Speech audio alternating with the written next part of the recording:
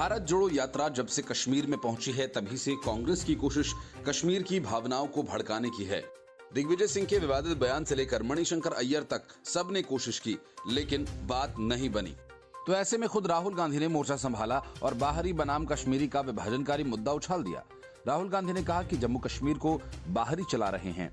उनके बयान का ये वीडियो अब वायरल हुआ है। वीडियो में राहुल गांधी कह रहे हैं कि पहले जम्मू के लोग व्यापार करते थे, जम्मू कश्मीर को जम्मू कश्मीर के लोग चलाते थे, आज बाहर के लोग जम्मू कश्मीर को चला रहे हैं। जम्मू कश्मीर के लोगों की उसका प्रशासन नहीं सुनता, सारा व्यापार बाहर के लोग करते हैं, जम्मू कश्मीर के लोग देखते रह गए। राहुल आगे कहते हैं कि देश में सबसे ज्यादा बेरोजगारी जम्मू कश्मीर में है। राहुल गांधी के इस बयान को ट्विटर पर शेयर करते हुए राजनीतिक विश्लेषक और लेखक जावेद इकबाल शाह ने लिखा कि जो राहुल गांधी जम्मू कश्मीर में स्थानीय बनाम बाहरी की बात कर रहे हैं, क्या वो दिल्ली या उत्तर प्रदेश में इस तरह की भाषा का प्रयोग कर सकते हैं।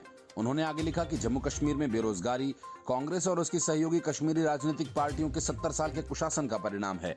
उन्होंने लिखा कि इसमें हजारों कश्मीरी जम्मू कश्मीर के बाहर काम और व्यापार करते हैं। एक यूजर ने लिखा कि तमिलनाडु में राहुल गांधी द्रविडियन पहचान की बात कर रहे थे, जम्मू कश्मीर में दूसरे राज्य के मजदूरों और प्रशासन के खिलाफ बोल रहे हैं। साथ ही आरोप लगाया कि पूरी की पूरी भारत जोड़ो यात्रा ही विभाजनकारी है। फिल्म मेकर और द कश्मीर फाइल्स के डायरेक्टर विवेक अग्निहोत्री ने ट्विटर पर लिखा कि राहुल गांधी के अनुसार कोई भी व्यक्ति जो भारत के किसी दूसरे हिस्से से जम्मू कश्मीर आता है वह बाहरी है, और बाहर के लोग ठीक वही हैं जो हम सभी को कहा जाता है। वह किसकी भाषा बोल रहे हैं। राहुल गांधी का ये बयान ऐसे समय में आया है जब जम्मू कश्मीर में इस्लामिक आतंकी टारगेट किलिंग को अंजाम दे रहे हैं। ऐसे समय में जब पहचान पत्र देखकर हिंदुओं की हत्या की जा रही है, राहुल गांधी जम्मू कश्मीर में बाहरी बनाम स्थानीय जैसे बयान देकर आग में घी डालने का काम कर रहे हैं।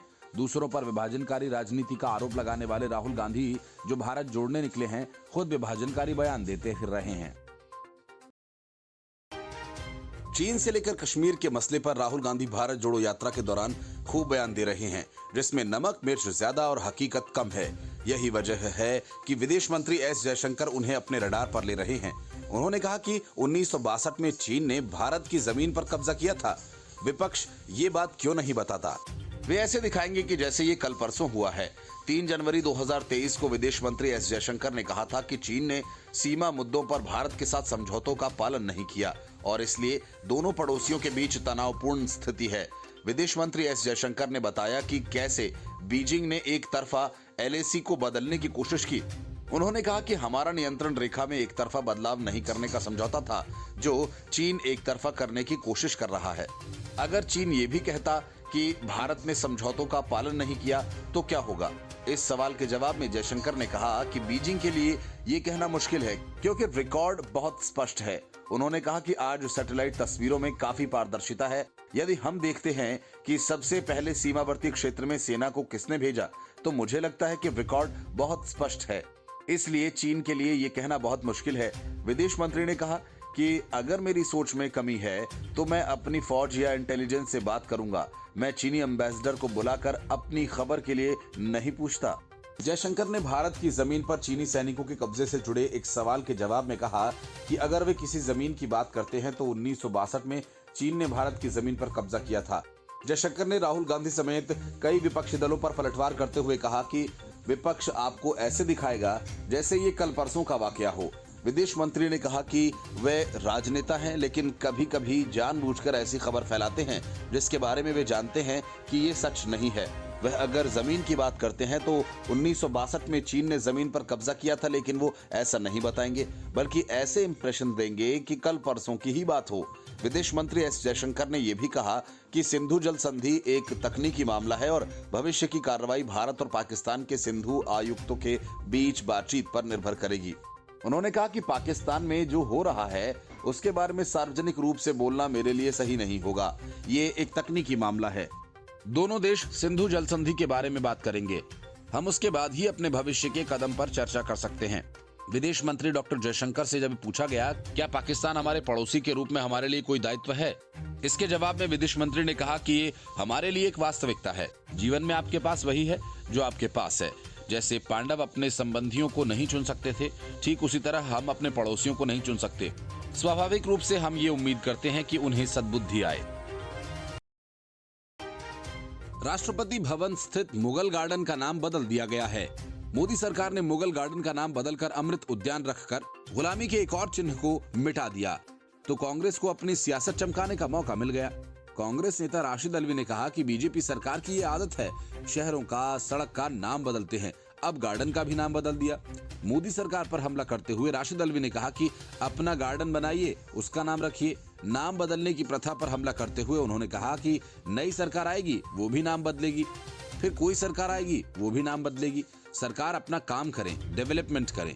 कांग्रेस नेता ने कहा कि मैं इसकी निंदा करता हूं, बनाई हुई चीज का नाम बदलने का हक इनको नहीं है। अपने बच्चे का नाम पड़ोसी नहीं रखते, इसे विकास का नाम नहीं दिया जा सकता। अंग्रेजों के रखे हुए नाम को बदलना इतिहास नहीं है। नासमझ लोगों के हाथ में अब सरकार आ गई है। मौलवी साजिद राशिद ने मुगल गार्डन का नाम बदलना हिंदुओं को खुश करने वाला फैसला बताया। मौलवी साजिद राशिद ने कहा कि हिंदुओं को खुश करने के लिए मुगल गार्डन का नाम बदल दिया गया। मेरा मानना है कि अगर इस सरकार को नाम ही बदलना था तो ये झूठे वादे न करते। अगर ऐसा ही चलता रहा तो मोदी को महात्मा गांधी बना दिया जाएगा। कोई एक समूह मोदी को ही राष्ट्रपति मानने लगेंगे। ये नाम बदलने से अंदर का ही युद्ध शुरू हो जाएगा। दिल्ली में स्थित कई मुगल शासकों के नाम पर बनी सड़कों का भी नाम बदल दिया गया था। राष्ट्रपति भवन की ओर से जारी एक बयान में बताया गया कि इस साल 31 जनवरी से 26 मार्च तक जनता के लिए अमृत उद्यान मुगल गार्डन खुला रहेगा और इसके बाद 28 मार्च को सिर्फ किसानों के लिए और 29 मार्च को दिव्यांग जनों के लिए ये गार्डन खोला जाएगा। इसके बाद 30 मार्च को पुलिस, सुरक्षा बल और सेना के परिवारों को गार्डन में एंट्री मिलेगी। इस दौरान विजिटर्स यहाँ पर मौजूद खूबसूरत फूलों का आनंद ले सकेंगे। पीएम मोदी पर बनी बीबीसी की documentary India the Modi question को लेकर विवाद बढ़ता ही जा रहा है। कांग्रेस सहित पूरा विपक्ष प्रतिबंध लगने के बावजूद इसकी स्क्रीनिंग करने पर आमादा है। कैंपस की सियासत तेज है। इन सब के बीच केरल के राज्यपाल आरिफ मोहम्मद खान ने सवाल किया कि इस डॉक्यूमेंट्री के निर्माताओं ने ब्रिटिश अत्याचारों पर डॉक्यूमेंट्री क्यों नहीं बनाई। उन्होंने कहा कि भारत दुनिया भर में इतना अच्छा कर रहा है, इसलिए ये लोग निराशा महसूस कर रहे हैं। राज्यपाल आरिफ मोहम्मद खान ने कहा कि उन्हें कुछ लोगों के लिए दुख है, क्योंकि वे न्यायपालिका के फैसलों पर नहीं बल्कि एक डॉक्यूमेंट्री पर भरोसा कर रहे हैं। केरल के राज्यपाल ने एक बड़ा बयान देते हुए कहा कि सर सैयद अहमद खान ने एक बार कहा था कि मुझे हिंदू धार्मिक शब्द नहीं लगता, ये एक भौगोलिक शब्द है। कोई भी जो लोग भारत में पैदा हुए हैं, जो भारत में उपजाया हुआ अन्न खाते हैं, जो भारत की नदियों से पानी पीते हैं, वह हिंदू कहलाने के हकदार हैं। केरल के राज्यपाल ने प्रधानमंत्री मोदी पर बनाई गई डॉक्यूमेंट्री को लेकर सवाल किया। ये वे समय है जब भारत ने G20 की अध्यक्षता संभाली है। इस डॉक्यूमेंट्री को लाने के लिए इस विशेष समय को क्यों चुना गया?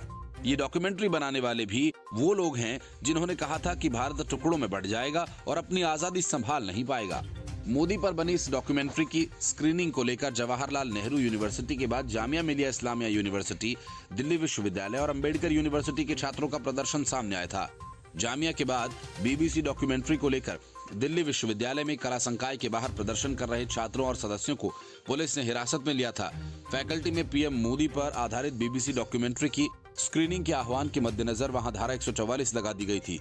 इसके पहले जवाहरलाल नेहरू विश्वविद्यालय में स्क्रीनिंग से पहले बिजली काटे जाने और पथराव किए जाने की खबर भी सामने आई थी। महाराष्ट्र में उद्धव ठाकरे ने प्रकाश अंबेडकर की वंचित बहुजन अघाड़ी यानी वीबीए के साथ बिना शरद पवार और कांग्रेस की इजाजत के गठबंधन कर लिया। ये बात शरद पवार और कांग्रेस दोनों को ही नागवार गुजरी। उद्धव ठाकरे के इस गठबंधन से एमवीए में हलचलें तेज हो गई हैं। इसके बाद महाविकास अघाड़ी यानी एमवीए प्रकाश अंबेडकर के नेतृत्व वाले वंचित बहुजन अघाड़ी को जल्द से गले लगाने के मूड में नहीं दिखाई दे रहा। महाविकास अघाड़ी गठबंधन में ये भावना बढ़ती जा रही है कि अगर वंचित बहुजन अघाड़ी को अपनी क्षमता साबित किए बिना प्रवेश दे दिया जाता है तो वो माहौल खराब कर सकता है। वंचित बहुजन अघाड़ी के प्रमुख प्रकाश अंबेडकर के बार बार सामने आ रहे बयान को देखते हुए एमवीए इस विचार के इर्द गिर्द घूम रहा है। बीबीए को अभी के लिए गठबंधन से दूर रखा जाना चाहिए। एनसीपी के मुख्य प्रवक्ता महेश तापसे का ये कहना है कि हम अपने पाले में समान विचारधारा वाली पार्टियों का स्वागत करते हैं, लेकिन बीबीए प्रमुख के हालिया बयान एमवीए के हित में नहीं हैं।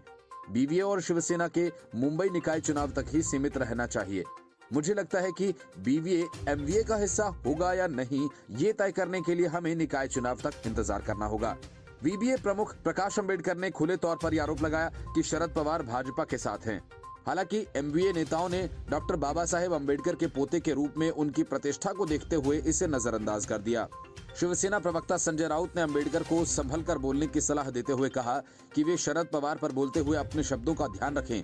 राउत ने मीडिया के सामने भी स्पष्ट कर दिया कि वे प्रकाश अंबेडकर द्वारा शरद पवार पर दिए गए वक्तव्यों से सहमत नहीं हैं। कोल्हापुर में प्रेस कॉन्फ्रेंस कर एनसीपी प्रमुख ने खुद बातों को स्पष्ट किया। शरद पवार ने कहा, चूंकि हमारे सामने गठबंधन का कोई प्रस्ताव नहीं, इसलिए हम इस पर चर्चा नहीं करेंगे। कांग्रेस ने भी अंबेडकर पर चर्चा से परहेज किया। एमपीसीसी अध्यक्ष नाना पटोले ने कहा कि शिवसेना यूबीटी और वीबीए गठबंधन में है, हमें एमवीए में शामिल करने के लिए कोई प्रस्ताव नहीं मिला है। लोकसभा चुनावों में 1 साल से भी कम का वक्त बचा है। कांग्रेस और समाजवादी पार्टी के इशारे पर किसानों की सियासत करने वाले राकेश टिकैत ने भी अभी से अपनी तैयारियां शुरू कर दी हैं, ताकि चुनाव करीब आते ही फिर से वैसा ही आंदोलन खड़ा हो जाए जैसा पंजाब और उत्तर प्रदेश विधानसभा चुनाव के पहले हुआ था। इसके लिए राकेश टिकैत ने एक फॉर्मूला दिया है। ये फॉर्मूला आंदोलन को जिंदा रखेगा और सरकार की मुश्किलें बढ़ाएगा। किसानों की समस्याओं को लेकर पश्चिमी यूपी के मुजफ्फरनगर से शुरू हुआ अनिश्चितकालीन धरना इस बार आर पार की जंग के साथ शुरू हुआ है। हालांकि इस आंदोलन में बागेश्वर धाम, सीबीआई भी निशाने पर रही और काली टोपी भी। बीजेपी का साथ देने वाली विपक्षी पार्टी की मुखालफत का भी ऐलान कर दिया गया। गन्ने पर पश्चिम में एक बार फिर से गदर शुरू हो गया है। भारतीय किसान यूनियन ने सरकार के खिलाफ हल्ला बोल शुरू कर दिया और खेती और सियासत के लिहाज से पश्चिमी उत्तर प्रदेश की धरती सबसे उपजाऊ है और इसी के साथ मुजफ्फरनगर से किसानों का अनिश्चितकालीन धरना शुरू किया गया। मुजफ्फरनगर के जीआईसी मैदान में इसकी शुरुआत हो गई और इस आंदोलन को लंबा चलाने के लिए राकेश टिकैत ने फॉर्मूला दिया, 1 गांव 1 ट्रैक्टर, 15 किसान 10 दिन। कुछ इसी फॉर्मूले से ये आंदोलन आगे चलेगा। राकेश टिकैत ने किसानों की समस्याओं के लिए सरकार को कोसा, काली टोपी का जिक्र किया और सरकार की मंशा पर भी किसानों को सचेत किया। आंदोलन ही रास्ता है, वरना कुछ नहीं बचेगा। राकेश टिकैत ने यह भी कह डाला कि जो पार्टी सरकार की मदद करेगी, हम उनके खिलाफ खड़े होंगे। टिकैत की हुंकार ने बीजेपी के लिए मुश्किलें बढ़ानी शुरू कर दी हैं। बकाया गन्ने का भुगतान, गन्ने का दाम, बिजली के बढ़े दाम, आवारा पशुओं की समस्या से किसान परेशान हैं और इस आंदोलन से किसानों को उम्मीद जागी है कि हक मिल जाएगा, नहीं तो आंदोलन हक दिला देगा। राकेश टिकैत साफ कर चुके हैं कि आंदोलन लंबा चलेगा, लेकिन इस बार हक लेने के बाद ही पीछे हटेंगे। मिशन 2024 से पहले किसान आंदोलन की शुरुआत बड़े दांव के तौर पर देखी जा रही है, लेकिन ये दांव बीजेपी को कितना नुकसान और बाकी को फायदा देगा, ये भी देखने वाली बात होगी। Report news of India. Bihar की सियासत में उथल पुथल का दौर जारी है, लेकिन असली खेला लालू प्रसाद के बिहार लौटने के बाद होना है। नीतीश कुमार ये जानते हैं कि उनकी सियासत के बुरे दिन करीब हैं। नीतीश कुमार की पलटी मारने की आदत रही है, वे ऐसा कभी भी कर सकते हैं और इसी वजह से बीजेपी अपने पत्ते खोल चुकी है। बिहार बीजेपी प्रभारी विनोद तावड़े ने दरभंगा में प्रदेश कार्य समिति के अंदर एक बड़ा ऐलान किया और कहा कि भाजपा अब कभी भी जेडीयू नीतीश कुमार के साथ गठबंधन नहीं करेगी। तावड़े ने नीतीश कुमार पर तंज कसते हुए कहा कि ऐसा कोई सगा नहीं जिसको ठगा नीतीश कुमार जी ने। उन्होंने कहा कि कम से कम सीट होने पर पीएम मोदी ने नीतीश को सीएम बनाया। प्रधानमंत्री ने नीतीश कुमार को सम्मान दिया और फिर भी नीतीश ने पाला बदलकर पीएम का अपमान किया। विनोद तावड़े ने कहा कि मैंने भाजपा के राष्ट्रीय अध्यक्ष जेपी नड्डा और केंद्रीय गृह मंत्री अमित शाह से बात की है और उन्होंने स्पष्टता से कहा कि हम किसी भी हालत में अब नीतीश कुमार से गठबंधन नहीं करेंगे। तावड़े ने स्पष्ट कहा कि नीतीश कुमार के साथ एक राजनीतिक स्थिति है कि वो किसी के सगे नहीं हुए। सबसे पहले देवीलाल, लालू यादव, रामविलास पासवान, जॉर्ज फर्नांडिस, शरद यादव के बाद अब भाजपा उनकी शिकार बनी है। नीतीश कुमार आर्थिक सामाजिक विकास के विरोधी हैं। केंद्र सरकार द्वारा लगातार राशि उपलब्ध कराए जाने के बाद भी बिहार का विकास रुका हुआ है। भाजपा नेता विनोद तावड़े ने मौजूदा महागठबंधन सरकार पर भी हमला बोला। उन्होंने कहा कि महागठबंधन के सत्ता में आने के बाद बिहार में हमारे महापुरुषों और महत्वपूर्ण धार्मिक ग्रंथों पर गलत बयानबाजी हो रही है। राज्य में सामाजिक वैमनस्य को बढ़ावा दिया जा रहा है और विकास के मुद्दों से ध्यान भटकाने की कोशिश हो रही है। भाजपा नेता ने कहा कि बिहार में नीतिगत मुद्दों पर बहस बंद हो गई है और जन विकास के मामलों पर महागठबंधन सरकार का कोई ध्यान नहीं है। नीतीश कुमार और उपेंद्र कुशवाहा के रिश्ते इतने तल्ख हो गए हैं कि बात नीतीश कुमार के बेटे तक जा पहुंची।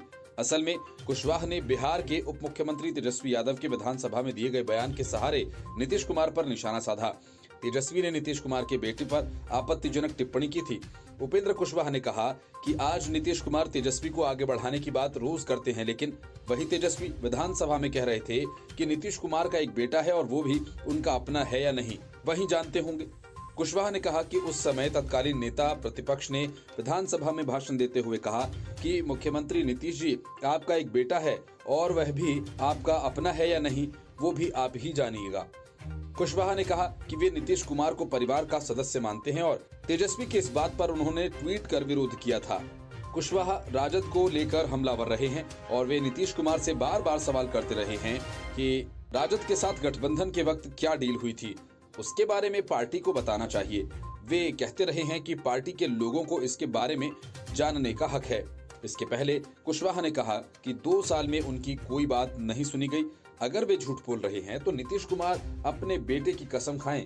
इतना ही नहीं, नीतीश कुमार के आने जाने वाले बयान को लेकर उपेंद्र कुशवाहा ने कहा, आज वो नीतीश कुमार कह रहे हैं कि अपने मन से आए तो 2020 के बिहार विधानसभा चुनाव के बाद स्वयं नीतीश कुमार ने कॉल करके हमसे बात की थी। मैंने उन्हें कॉल नहीं किया था। मेरे कॉल रिकॉर्ड्स निकालकर कोई भी इसकी पुष्टि कर सकता है।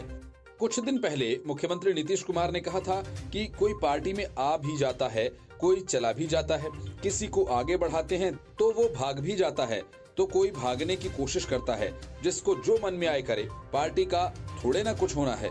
सीएम के इस बयान के बाद कुशवाहा के जदयू छोड़ने के कयास लगाए जाने लगे। कुशवाहा ने कहा कि नीतीश कुमार के साथ उनकी न सिर्फ कॉल पर बात हुई, बल्कि नीतीश कुमार ने अपनी पार्टी के 2-3 बड़े नेताओं को लगाया। इन लोगों ने मध्यस्थता की। इसके बाद मैंने अपनी पार्टी का जदयू में विलय किया। जब मुख्यमंत्री जी से पहली बार फोन पर चर्चा हुई, उस समय ये असहाय महसूस कर रहे थे। कुशवाहा जदयू में पार्टी के संसदीय दल के नेता हैं। उन्होंने जदयू से अलग होकर ही राष्ट्रीय लोक समता दल का गठन किया था और भाजपा के साथ मिलकर 2014 के लोकसभा चुनाव को लड़ा था। एनडीए गठबंधन की जीत के बाद उन्हें मानव संसाधन विभाग में केंद्रीय मंत्री बनाया गया। बाद में उन्होंने भाजपा से अपने संबंध खराब कर लिए और गठबंधन से चलते बने। 2019 लोकसभा चुनाव और फिर 2020 के बिहार विधानसभा चुनाव में उनकी पार्टी का सुपड़ा साफ हो गया। उस समय नीतीश कुमार विपक्षी दलों के निशाने पर थे। वहीं उपेंद्र कुशवाहा को भी अपनी डूबती राजनीति को बचाना था। इस तरह दोनों एक साथ आ मिले।